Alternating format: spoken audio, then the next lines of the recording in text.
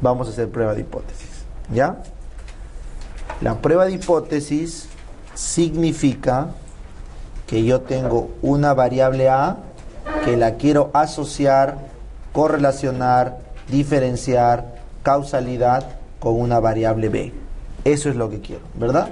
Entonces, por lo tanto, en la prueba de hipótesis tengo que contrastar dos variables como mínimo. ¿Y cuáles eran las únicas opciones de contraste? Mayor, menor o igual.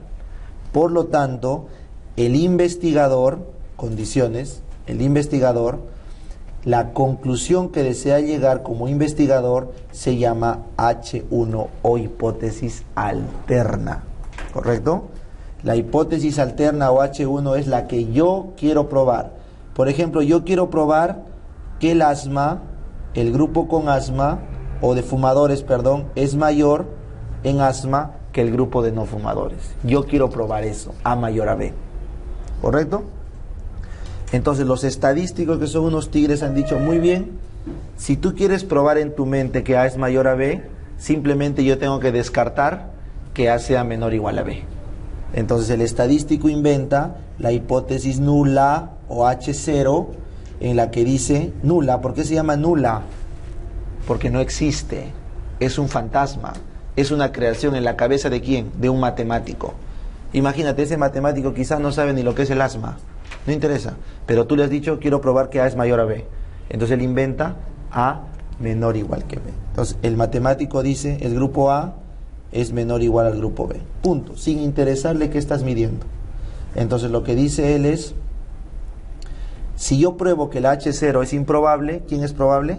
La tuya. ¿Por qué? Porque H1 y H0, ¿qué son? Complementarias. Son totalmente complementarias. Uno no existe, el otro existe, y viceversa. ¿Correcto? Muy bien. ¿Cuál es la que se comprueba matemáticamente? ¿Cuál es la que se somete a prueba estadística? La H0, nunca te olvides. La que se somete a prueba estadística es la nula.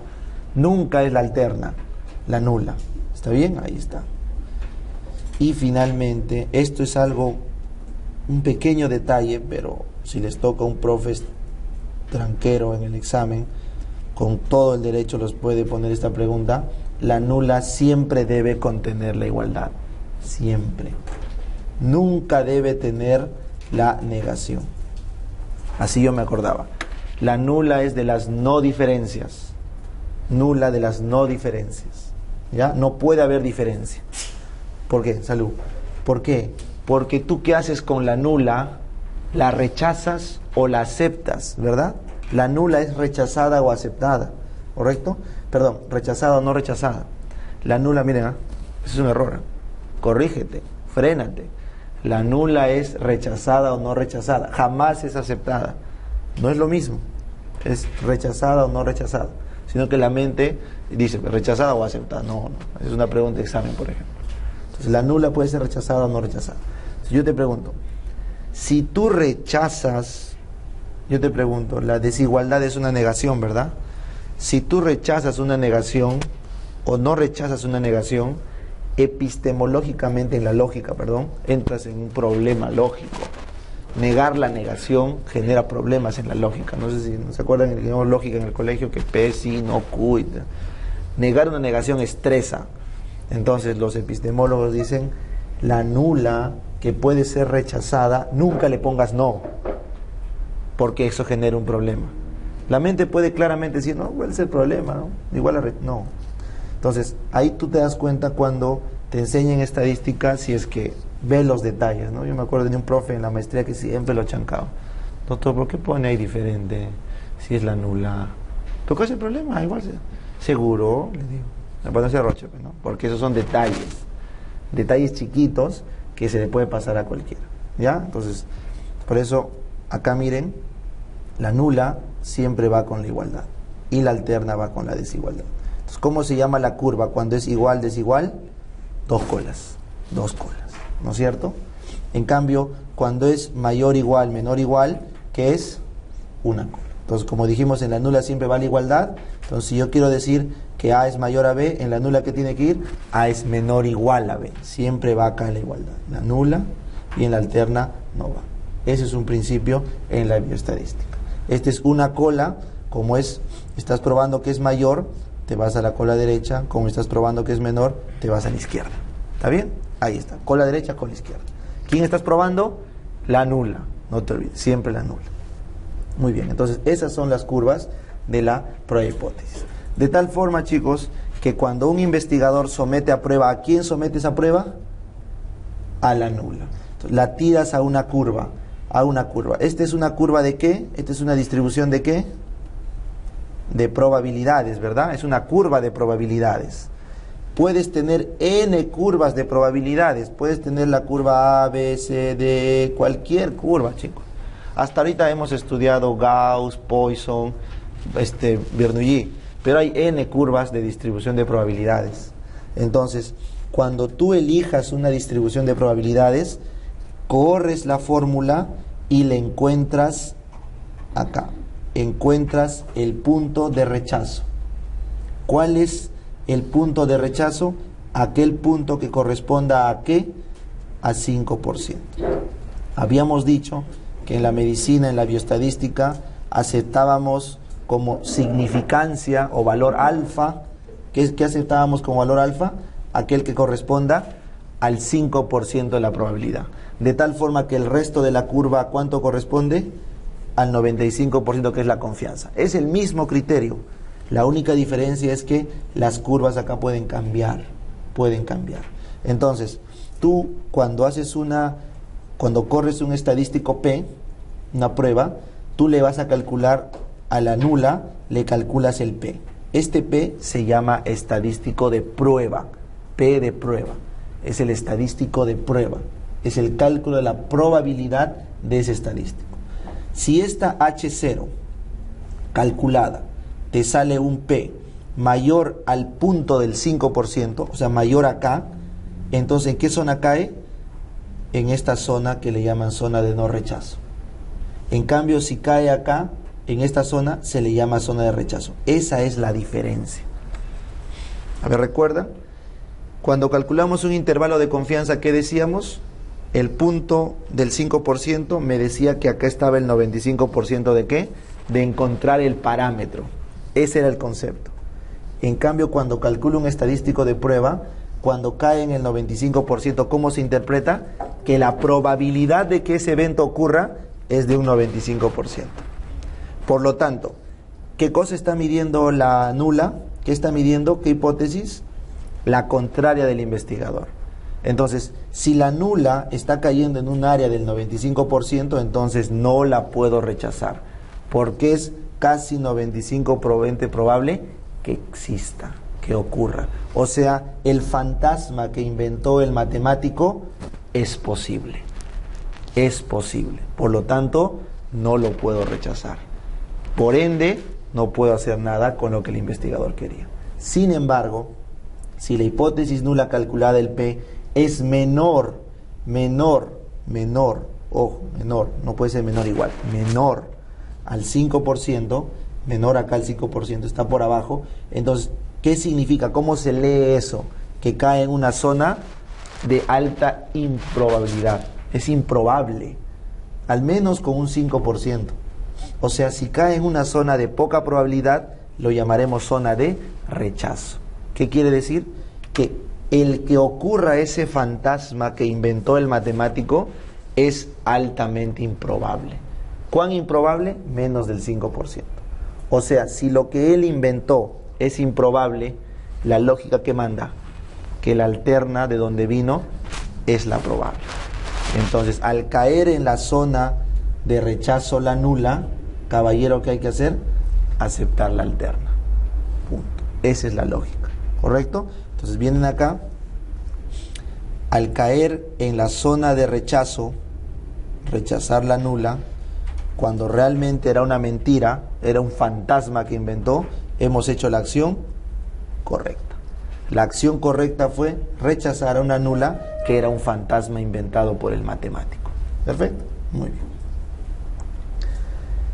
En cambio, ¿qué hubiera ocurrido si el matemático, en su azar de lo que creó esa nula al final resultaba ser cierta? ¿Qué hubiera pasado si el matemático aleatoriamente generó esa hipótesis que en la vida real era cierto. ¿Cómo se llama cuando uno le miente, cuando uno falta a la verdad? ¿Qué pasa cuando rechazas una nula que en la vida real era verdadera? Es el error alfa, el error tipo 1. Por lo tanto, cuando en una prueba de hipótesis, una hipótesis nula que en verdad podía ser en la vida real verdadera, ha sido rechazada, se llama error tipo 1 o error alfa. ¿Eso qué quiere decir? Que si yo rechazo la nula, ¿qué tendría que hacer el investigador? Aceptar su alterna. Está aceptando una mentira, nos está engañando a todos. ¿Qué error está cometiendo? Alfa. Por culpa de su diseño. Ese es error de su diseño. Porque él jura que está viendo la verdad. Nadie le va a hacer creer lo contrario, porque el cálculo estadístico, chicos, es lo último que se hace al final del estudio. Es el último trabajo. Entonces el investigador jura que la hizo, pero no se va a dar cuenta nunca de su error. Por eso, ¿cómo se llama el error cuando tú no te das cuenta?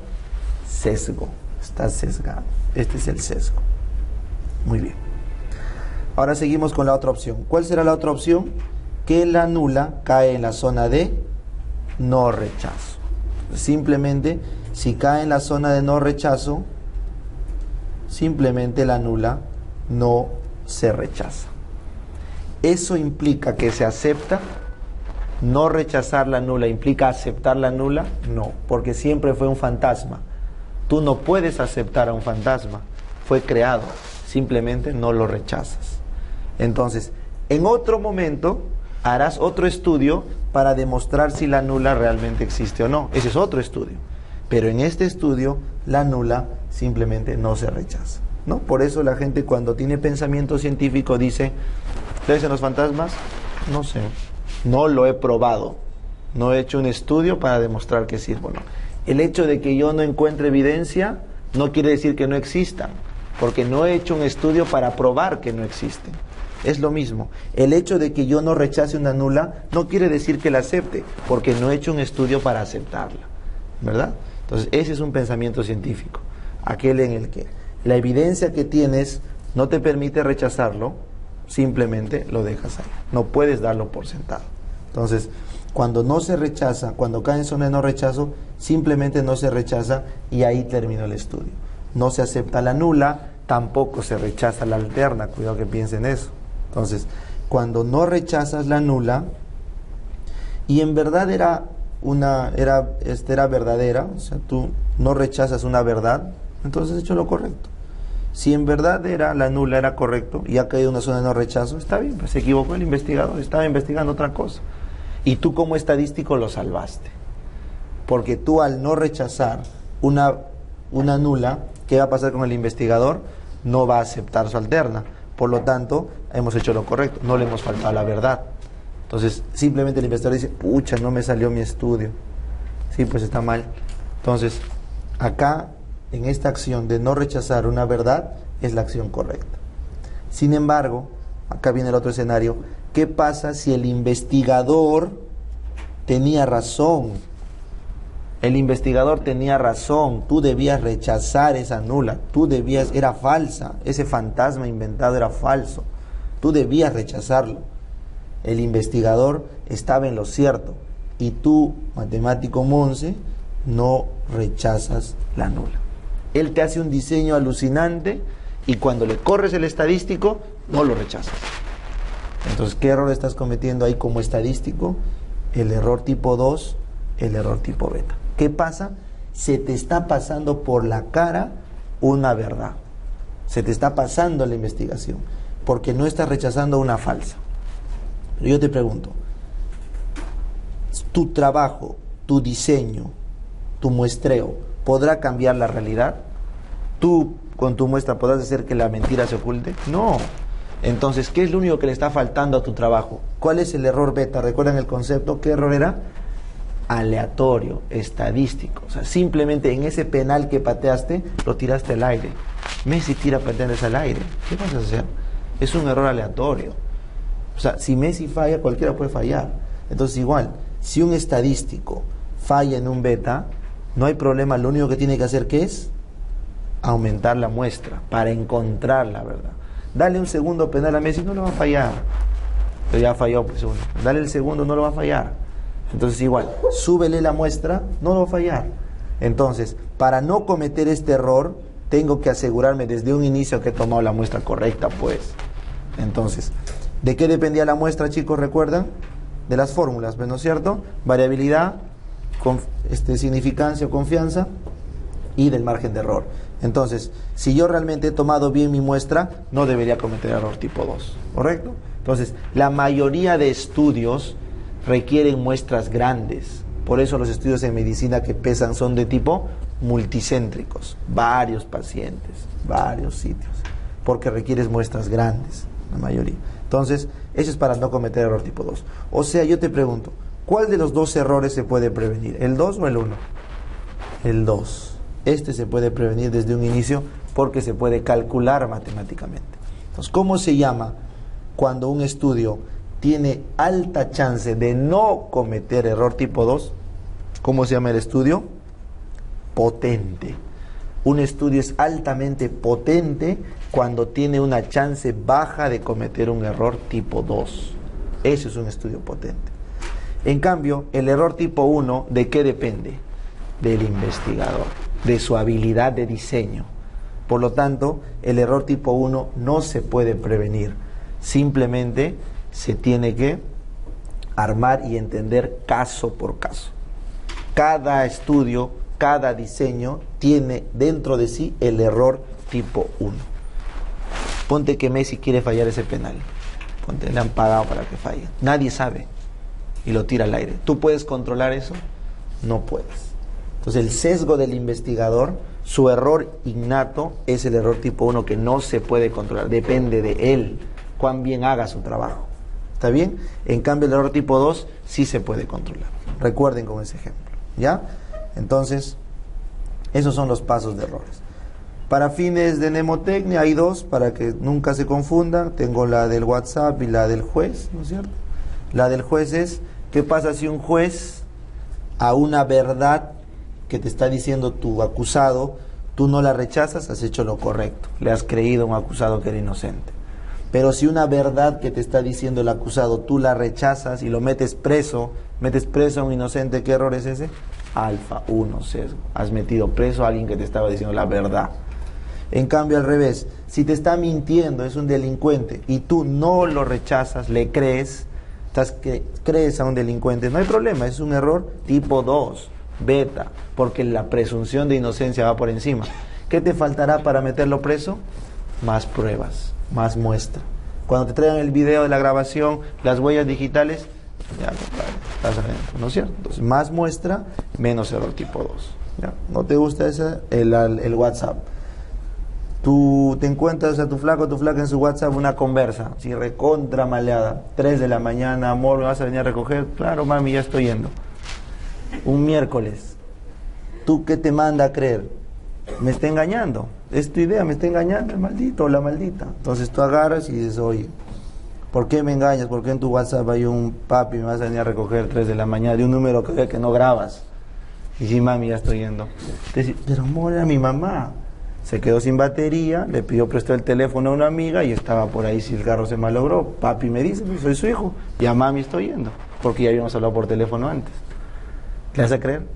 Un miércoles en la noche, tu mamá no sale ni a tomar té, que hace un miércoles en la calle a 3 de la mañana. Entonces tú, investigador, dices, no, este es un maldito.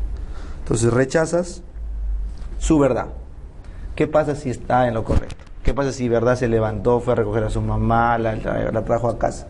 ¿Qué error has cometido? Alfa, no me crees, el colmo, pues es absurdo. O sea, error alfa, yo lo ponía así, rechazar al amor verdadero. Te está diciendo la verdad y tú te cierras y lo rechazas. Entonces ese es un error alfa, no va a cambiar, no confía. En cambio, un error tipo 2 será, ponte que es un mentiroso, te la crees, o una mentirosa, te la crees falso y no lo rechazas. Sí, mi amor, que tienes razón. Por si tu mami, ¿cómo está? Bien, qué bien. Y luego otro WhatsApp, otro miércoles, que tu mamá no estará alcohólica, no, porque sale cada miércoles, ¿no? Entonces, el tercer WhatsApp, ya un video, ya no es tu mamá, ahí salta la mentira. Entonces, esa es otra forma de acordarse, es más chévere, el error tipo 2, que le aumentas la muestra para rechazar al falso. Me gusta esa mnemotecnia porque ese es el falso, es el amor falso, lo rechazas con más muestra. En cambio el amor verdadero, si lo rechazas, ese es un error 1. Eso sirve para si tienes duda de verdadero o falso, porque en el del juez es un poquito a veces más tranca con el del juicio. Pero bueno, ya ustedes elijan el que quieran, es la forma más práctica de acordarse cuando estás frente a una pregunta. Todos los exámenes tienen esta pregunta, siempre. ¿Ya? Muy bien, y con esto terminamos. ¿Cuáles son los tipos de error?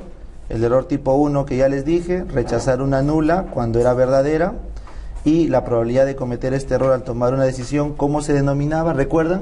¿Cómo era el error que siempre teníamos alfa? Nivel de significancia, ¿recuerdan? Ese alfa se llamaba así, porque era el error que podemos cometer, y es la letra griega alfa. Los valores típicos son 0,5, 0,01 y 10. ¿Recuerdan lo que les dije? ¿Por qué se llama alfa? Porque todos podemos cometer un error tipo alfa siempre. Luego el error tipo 2, ¿cuál es? Es aceptar una nula cuando es falsa. Ese error tipo 2 se llama el error tipo beta y se corrige con más muestra. Muy bien.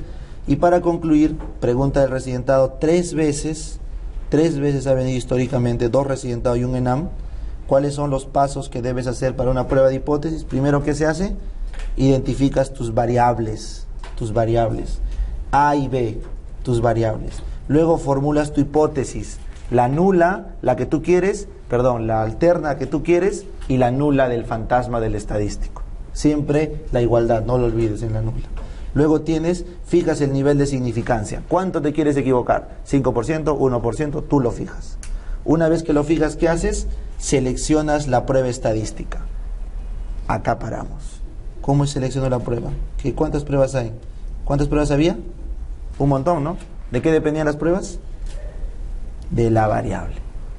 Entonces las pruebas estadísticas dependen de las variables de estudio. Por eso, vete a la siguiente lámina. ¿Ya?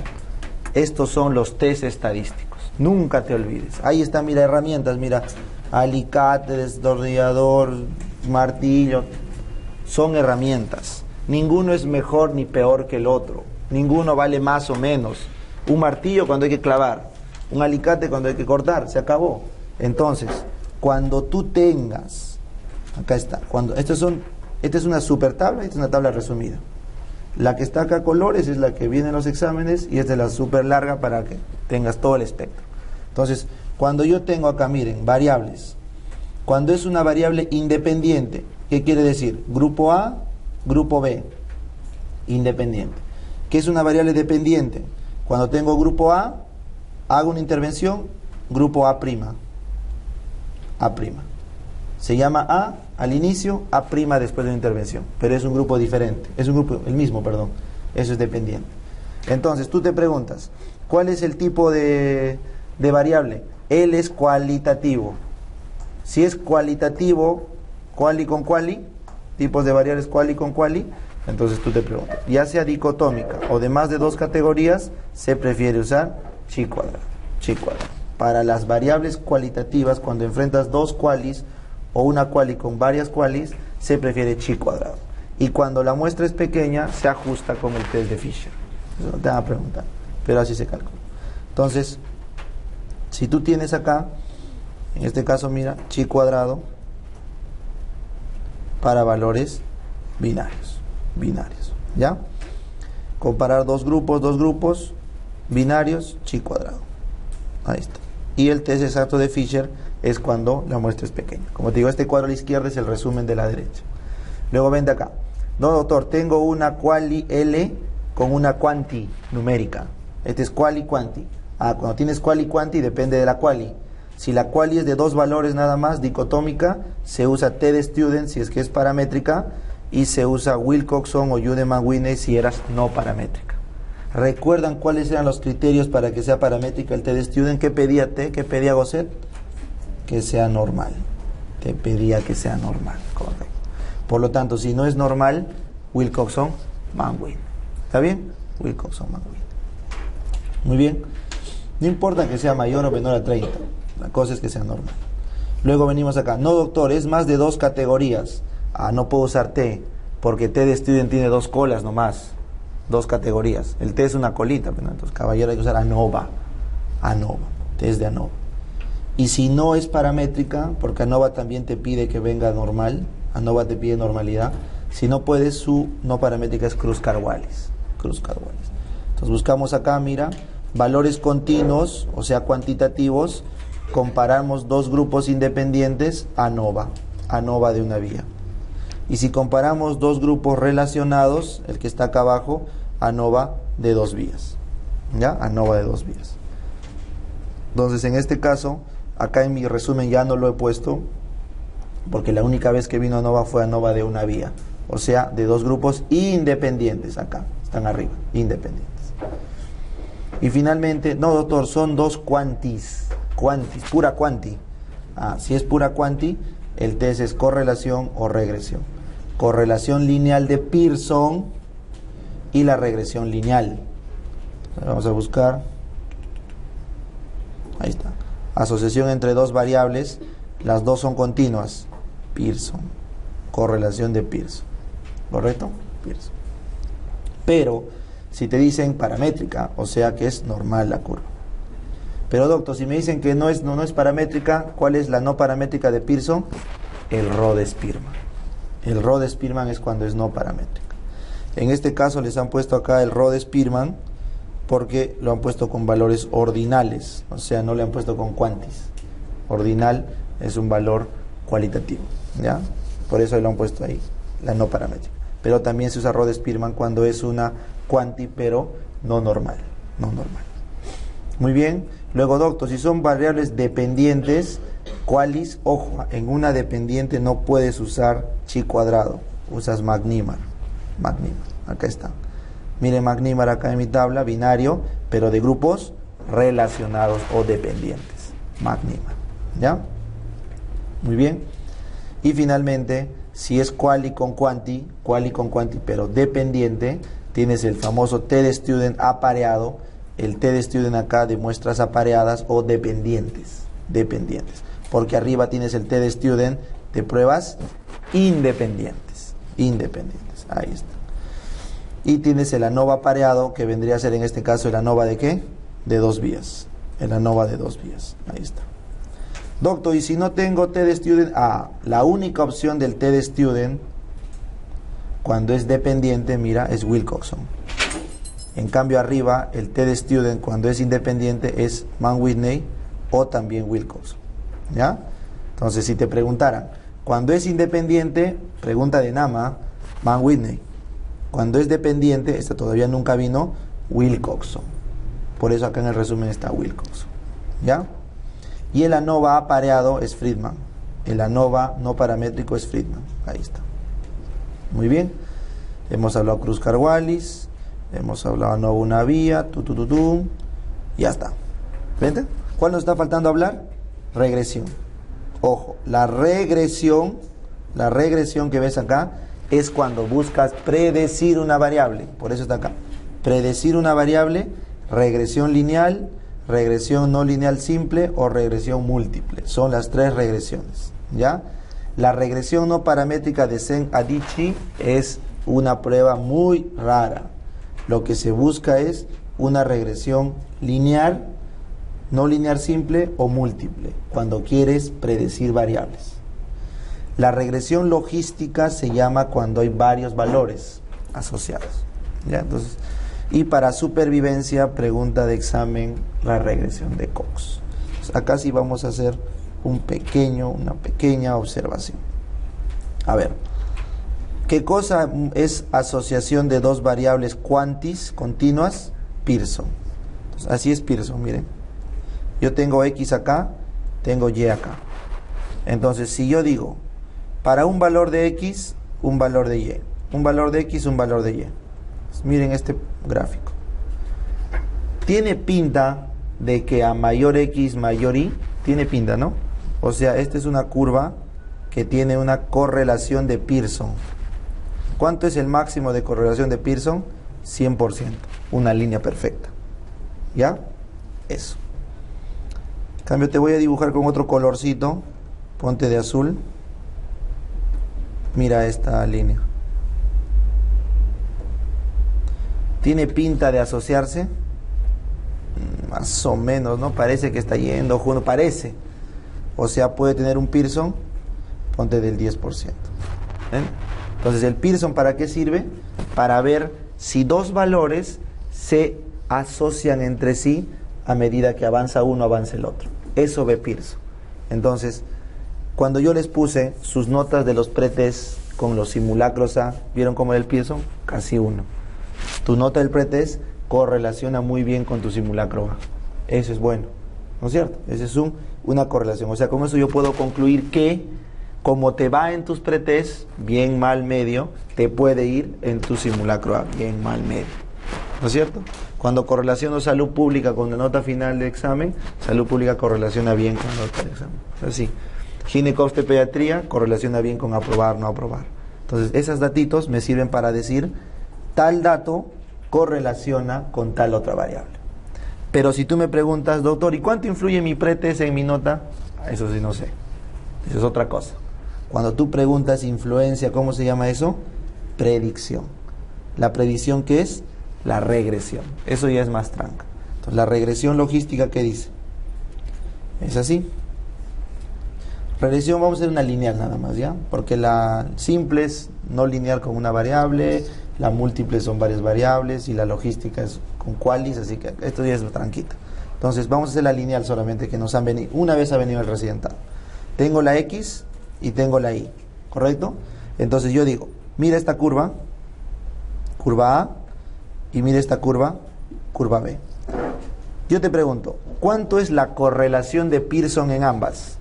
¿A más X más Y en la A y en la B? ¿Sí o no? Sí. A más X más Y en ambas. O sea, ¿cuánto es el Pearson en ambas? 1. Es correlacionado al 100%. Es una línea perfecta. Cada punto va detrás del otro. Perfecto. Pero ¿cuál empina más? ¿La B o la A? La B. O sea, a menor cambio de la X, mayor cambio de la Y. O sea, a más nota en tu simulacro, en tu pretest, mayor cambio tu nota en el simulacro A. Ese es otro cálculo. Entonces, ¿cómo se llama el cálculo donde la varianza, o mejor dicho, la variabilidad del X influye en una variabilidad del Y? O sea, ¿cuánto aumentando el X aumenta el Y? ¿Cómo se llama ese cálculo? Regresión.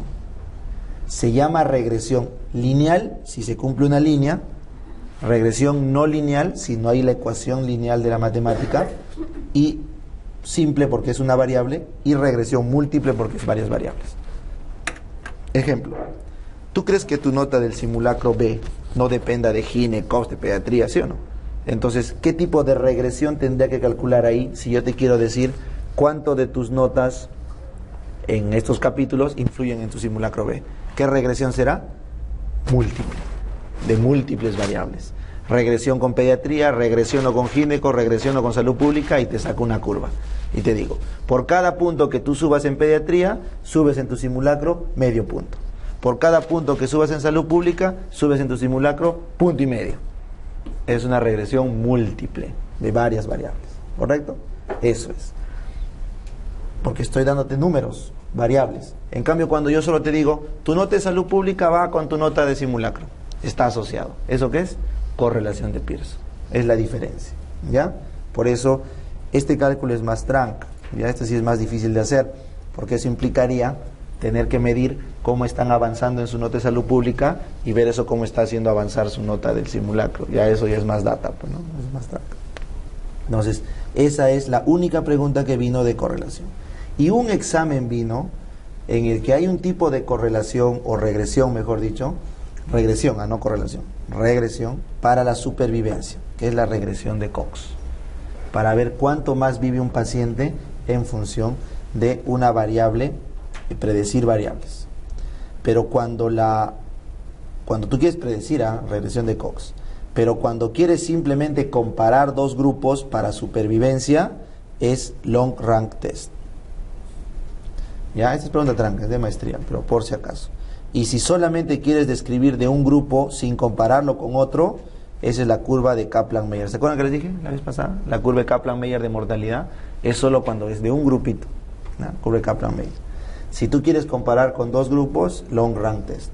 Y si quieres regresionar o predecir una mortalidad, regresión de Cox. Es la más compleja. ¿Ya? Muy bien.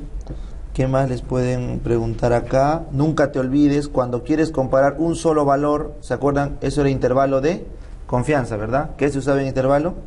T-de-student. Bueno, y cuando es continuo, pues, ¿no? Si es ordinal puede ser Wilcox. A ver qué más nos puede estar faltando.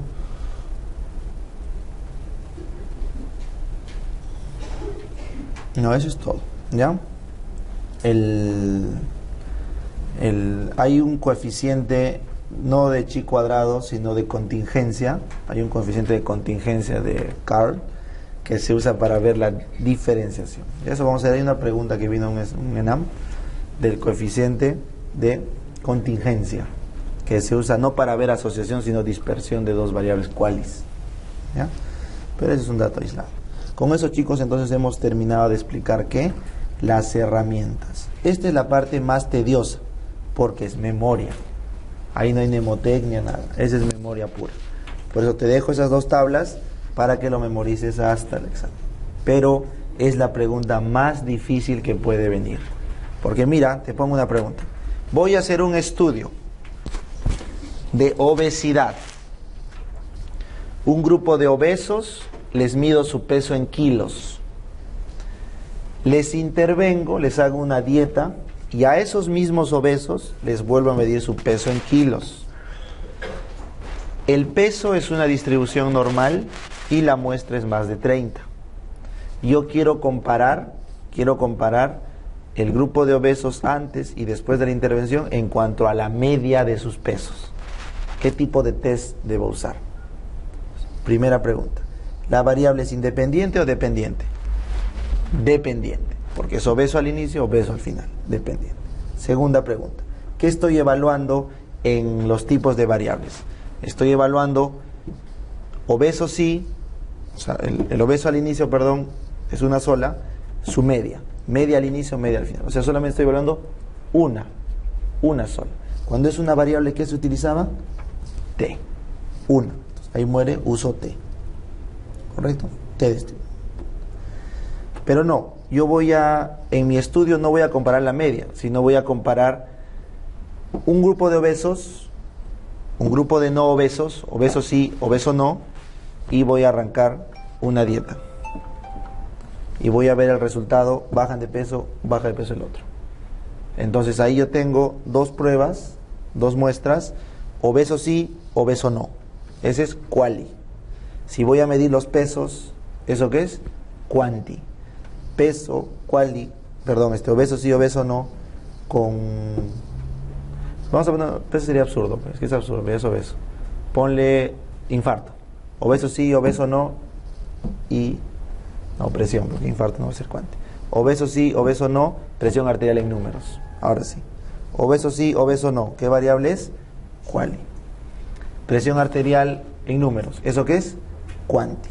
Entonces, la prueba que voy a usar es quanti con quali. ¿Cuántos valores es de la quali? Obeso sí, obeso no. 2. ¿Qué uso? T de student.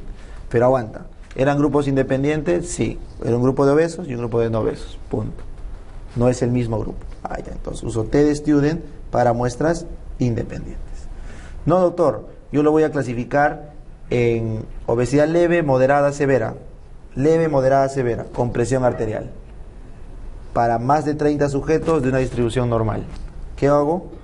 Más de 2 categorías, ¿qué será? ANOVA. Porque es obesidad leve, moderada, severa. 3 categorías. Y la presión arterial en milímetros de mercurio. Cuantitativo. Quanti más quali más 2 categorías ANOVA. ¿Ya? Y finalmente te ponen, voy a evaluar la obesidad en cuanto al IMC y lo voy a enfrentar con la presión arterial en milímetros de mercurio. Quanti contra quanti, si es normal y más de 30, correlación o regresión, lo que quieras calcular. Entonces, esta parte de la estadística es la más compleja porque tú tienes que hacerte 3 preguntas. La primera pregunta es, ¿las variables son independientes o dependientes? La segunda pregunta es, ¿cuántas variables están en juego? ¿Solo qualis? ¿Quali con quanti? ¿Solo quantis? Y la tercera pregunta es, ¿qué tipo es la quali? ¿Dicotómica, más de 2 categorías. Con eso defines tu herramienta. Y la herramienta va a depender de que si es paramétrica o no paramétrica. ¿Cuál es la condición para las paramétricas? Que sea normal o por teorema de límite central más de 30 si es Z. Y para no paramétrica, que no sea normal. Entonces yo les pregunto, ¿cómo sé que voy a usar una paramétrica? Porque viene distribución normal. ¿Y cuándo uso una no paramétrica? Cuando no es normal. Y yo te pregunto, ¿cómo sé si es normal o no es normal? ¿Quién me dice la normalidad? ¿Qué dijimos? Asúmelo, porque la vida suele ser normal. Pero yo te pregunto, ¿existe alguna prueba matemática que me pueda decir si una curva es normal o no? Sí, hay varias. Una es la de Kolmogorov-Smirnov. Pregunta el residentado. El test de Kolmogorov-Smirnov es un test estadístico que te permite ver si una curva es normal o no.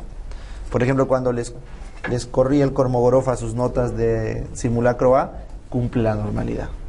O sea, es normal vuestras notas del simulacro A según el test de Kolmogorov-Smirnov. ¿Ya? Es uno, hay varios. ¿Ya? Sin embargo, cuando a mi profe en la maestría le pregunté, Doc, ¿pero eso es clave? No, me dice. Hay N-test y hay muchos estudios actuales, revisiones sistemáticas, que han demostrado que los test de normalidad no son necesarios. Que basta, es posible, por eso les decía, asumir que las variables biológicas son normales y punto. Entonces, por ese concepto, con total seguridad les digo que si en una pregunta de examen no les ponen normalidad negada, o sea, te dice no es normal a secas, simplemente no dicen nada, ustedes siempre asuman que es normal, siempre usen una paramétrica. Para usar una no paramétrica tiene que decirte clarito, la curva no es normal, ¿correcto? No es normal, ¿ya? Porque hay estudios actuales que dicen que las curvas de normalidad no influyen mucho al final en la toma de decisión estadística. Ya, ese es otro rollo, ¿no? Porque es todo una especialidad de la epidemiología que, bueno, es rara, ¿ya? Entonces, solamente para darles el sustento teórico para que no se estresen, asumamos que es normal. Muy bien, entonces, las únicas preguntas no paramétricas que han venido, por si acaso, han sido Kruskal-Wallis 2 veces. Te preguntaba claramente, te decía cuál es el test no paramétrico que corresponde a la NOVA, directo. Y la otra pregunta que vino fue un Wilcoxon, porque te pedían calcular una quali contra quanti, dicotómica la quali, pero en menos de 30 sujetos de una distribución no normal. ¿Correcto? Entonces ahí se usa Wilcoxon. ¿Ya? Fueron las dos únicas históricas que vi no paramétricas. Y obviamente la que jamás debes fallar es chi cuadrado. ¿No? ¿Chi cuadrado es paramétrica o no paramétrica? No paramétrica. ¿Y por qué es no paramétrica? Porque chi cuadrado calcula ¿qué variables?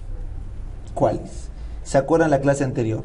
¿Cuál es la máxima medición de una quali? Una variable quali, ¿en qué escala se puede medir?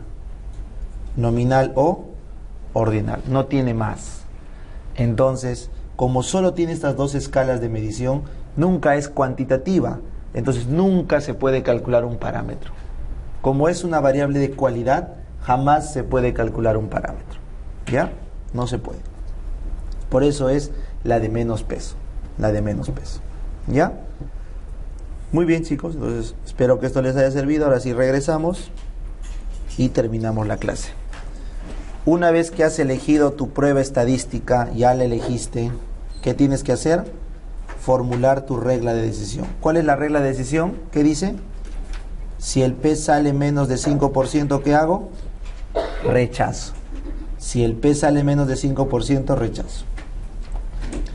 Sexto paso, calculas tu estadístico y te das con la sorpresa. O cayó en zona de rechazo, entonces formulas tu decisión.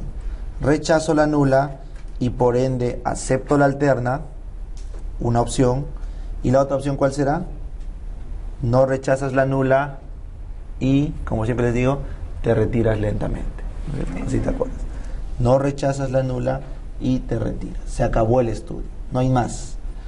No rechazar la nula no implica aceptarla, ni tampoco rechazar la alterna, nada. Esa fue pregunta de residentado N veces. ¿Cuál es la acción estadística cuando no se rechaza la nula? Nada. Ahí quedó el estudio. Y finalmente, ¿Cómo termina un estudio? Con las conclusiones, pero en términos de investigación. O sea, si yo rechacé la nula, acepté la alterna, ¿qué hipótesis estaba trabajando? ¿Cómo se llaman estas hipótesis? Estadísticas. Entonces, ¿cuál será el último paso de mi estudio? Transformar esa conclusión ¿en qué términos? De investigación. O sea, en vez de decir, yo acepto la hipótesis alterna que el que fuma tiene más asma que el que no fuma, cambias y dices, el que fuma, el grupo que fuma es diferente al que no fuma. ¿Qué hipótesis has respondido ahí? Una diferencial. Ponte que lo que querías calcular era asociación. El que fuma está asociado al asma. ¿Me entienden esa calidad? Esa es la parte fina de la estadística. Tú no puedes concluir, ¿cuál es tu conclusión de tu tesis? Que se acepta la hipótesis alterna de que... No, tú no puedes concluir la hipótesis estadística. Tú tienes que concluir ¿qué hipótesis? La del investigador. ¿Cuál es tu conclusión del estudio? El grupo que fuma es diferente al grupo que no fuma. Punto. Esa es tu conclusión. Tú no puedes concluir el grupo que fuma es estadísticamente significativo mayor al grupo que no fuma. No.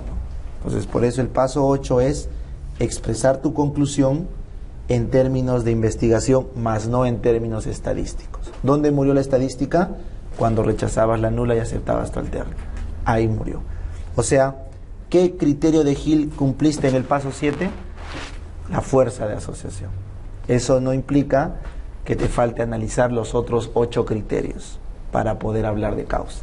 ¿Me entienden? Entonces, esta última parte es para recordarles siempre que la conclusión de un estudio no muere en la estadística, sino tienes que regresar al diseño para concluir en función de tu diseño. ¿Ya, chicos? Muy bien, entonces con eso hemos terminado.